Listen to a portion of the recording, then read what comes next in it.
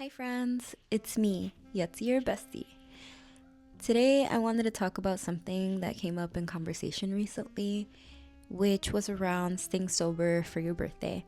I think as a sober person, this is something pretty important to bring up for people struggling with sobriety because it's so normalized in society to for any occasion really to celebrate by getting drunk, even like going on vacations, things like that. It's almost like we're brainwashed to believe in order to celebrate you have to consume alcohol, and that's the only way really that you can have fun, socialize, or celebrate. And I'm here to tell you that that is not true. As someone who is 10 months sober, I was able to celebrate my birthday sober for the first time. So, this video will be about how I did it, and I hope that it inspires you to know that you can celebrate your birthday sober too. And you don't have to feel the pressure of society telling you that the only way you can celebrate is with alcohol. So, I started planning my birthday, I will say around August. I know my birthday is in October, so I started a few months before. I was just so nervous and felt this extreme amount of pressure to stay sober for my birthday.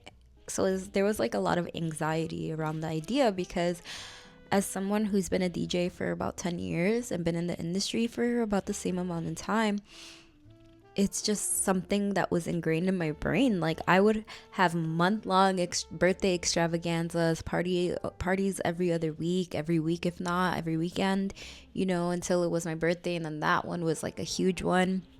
So I was just drinking all the time, every birthday for days on end. And I really didn't know of any way to celebrate it because I was like, I don't want to be boring. I don't like, how am I gonna celebrate? You celebrate by drinking and rewarding yourself, like, yay, I'm this much older. But in reality, all I have ever done is hurt myself that way and for so long. So I knew that this birthday had to be different. It had to be something I've never done before, and not in an extravaganza type of way, like in a calm and different way that was in alignment with who I am in my 30s. So I was scrolling through TikTok and I happened to come across a video of this girl and her friend who celebrated both of their birthdays by doing an at-home cafe. And I was like, oh my gosh, that is like the perfect idea. It's so cute. It's so wholesome. It's crafty. It's everything that I was really entering in this phase of my life in my 30s. And I was like, plus, it's not going to be with drinks. Like, it's a coffee shop, and it was so cute. And they designed all of their own little decorations, and they had like coloring pages so it could be crafty. And I was like, oh my gosh, no, this is what I'm gonna do. This is perfect. So I kind of kept it from my friends, and I wanted it to be a surprise to my friends on my birthday. I also was in pottery at the time, and I wanted to create the mugs for it. I wanted to bake everything. Okay, as you can tell, I'm a very ambitious person, sometimes a little too ambitious, but it's fine. It just sometimes makes me feel like I can't do anything because, I mean, obviously those are a lot of things to do.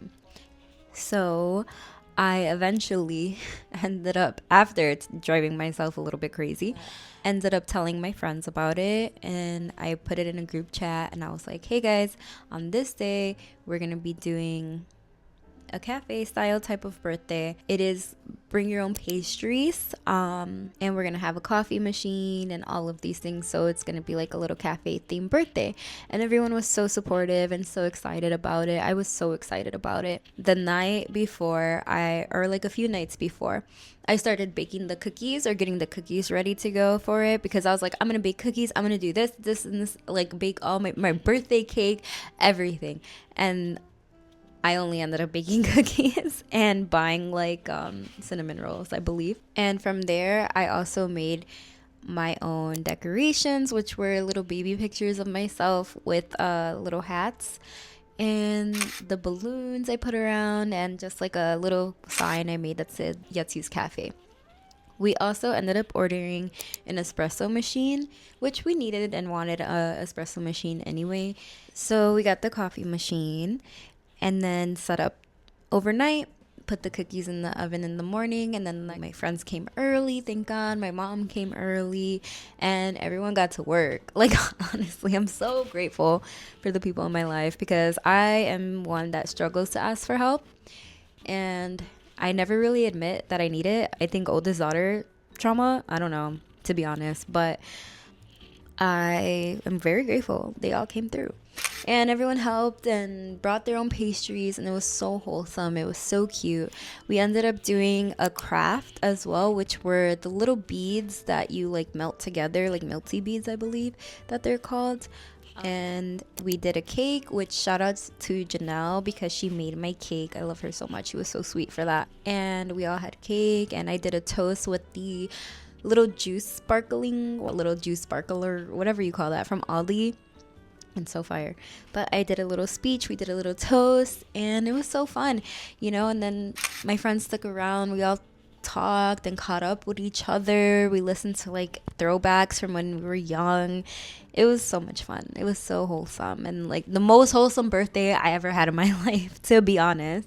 And I'm so grateful that that idea came across my page. I'm so grateful to God for my sobriety, for the idea, honestly, for everything. Like, this has been such a journey, and I'm really grateful to be on it. And I was just very grateful that I was able to come up with something else to do on my birthday rather than what I was doing for all these years. And there is other options, and I'm sure there's even more things you can do, you know. And next year I feel like I kind of want to experiment and maybe try that again, but actually, like, since I was doing pottery, like actually have the mugs ready. And it, like, obviously it takes a long time, so have the mugs ready by October. I'm not sure, but we'll cross that bridge when we get there. But I hope this idea really inspired you to know that there are options and there are fun, wholesome things you can do with your friends and family, and it doesn't always have to be consuming alcohol. But thank you so much for listening, friends, and watching this video. If you stayed all the way to the end, I hope you subscribe, and hope to inspire you with things that I have gone through and sharing my real truth about my life and things that I have been through. But yeah, see you next time, friends. Thank you.